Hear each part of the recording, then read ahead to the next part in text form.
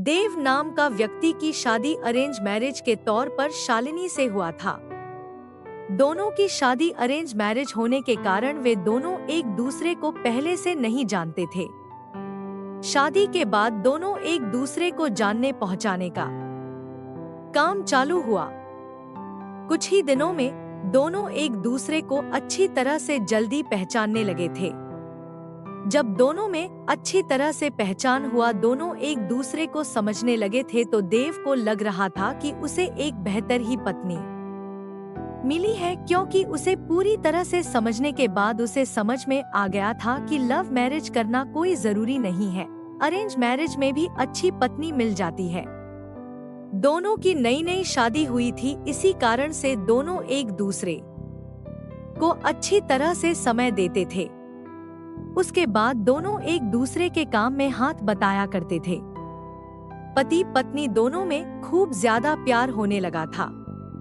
अब उसकी पत्नी भी देव को समझ गया था और उसे किसी भी प्रकार का कोई काम या किसी प्रकार की कोई सामान जरूरत पड़ने से पहले ही उसकी पत्नी उसे के सामने हाजिर कर देते थे। एक दिन देव अपने दोस्त को सूरज को अपने घर दावत पर बुलाया था। देव और शालिनी के प्यार देखकर सूरज बोल उठाकर, तुमने तो अरेंज मैरिज की है, लेकिन तुम्हारी पत्नी बहुत अच्छी है, तुम्हारा बहुत ज्यादा ख्याल रखती है और तुम दोनों भी अच्छी तरह से अपना काम कर रहे हो। तुम्हारी पत्नी तो बहुत ज्यादा खूबसूरत है और हर काम में तुम्हारा बहुत ज्यादा ध्यान रखती है।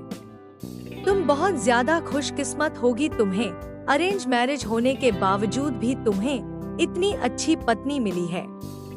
एक दिन देव अपनी पत्नी से कहता है कि तुम जाकर तैयार हो जाओ, हम लोग कहीं घूमने जाने वाले हैं। हम लोगों को शादी की होगी इतना दिन हो गया है और बहुत सारे काम होने के कारण हमें टाइम भी नहीं मिला है घूमने के लिए। चलो वहाँ आज हम लोग घूमने के लिए कहीं चलते हैं। इतना सुनकर उसकी पत्नी शालिनी ने कहती है कि आपने तो बिल्कुल अच्छा कहा जी, बहुत दिनों से हम लोग कहीं घूमने नहीं गए, अच्छा हुआ आज आपने बोल दिया, हम लोगों का मन नहीं लग रहा था, चलो कहीं घूम कर आते हैं। दोनों एक कार में बैठकर घूमने के लिए निकल पड़ता है।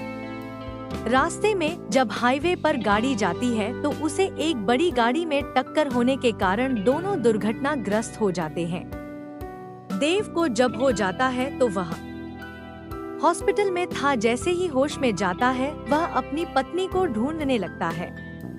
तभी को अपनी पत्नी को ढूंढते ढूंढते दूसरे कमरे में चली जाती है, जहां वह देखती है कि उसके सर अथवा पैर में तो दोपहर में बहुत ज्यादा चोट आई है। देव घबराकर डॉक्टर से पूछता है कि मेरी पत्नी की तबीयत ठीक तो है, क्या वह सही हो जाएगी ना? तभी डॉक्टर कहता है कि तुम्हारी पत्नी की पैर की नसों में ज्यादा खून निकलने के कारण पैर को काटना पड़ा है, वह नहीं चल सकती है।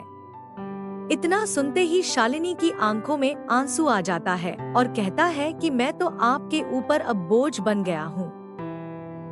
उसके बाद देव कहता है कि ऐसा कोई बात नहीं है, इतने दिनों से तुमने मेरा ख्याल रखा था, अब मेरा फर्ज बनता है कि मैं भी तुम्हारा ख्याल रखूंगा।